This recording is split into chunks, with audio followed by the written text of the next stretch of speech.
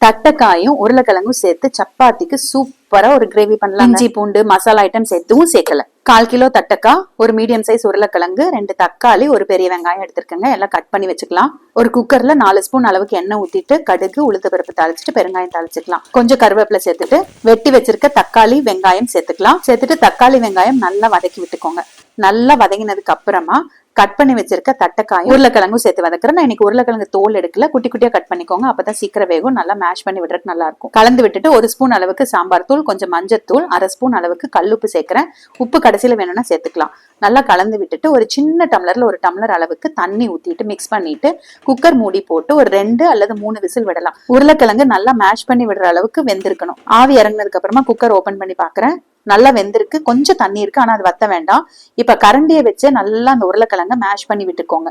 அந்த உருளைக்கிழங்கு பீசஸ் தெரியாத அளவுக்கு மேஷ் பண்ணி விட்டுட்டீங்க அப்படின்னா அந்த தண்ணிக்கு நல்லா கரெக்டா இருக்கும்.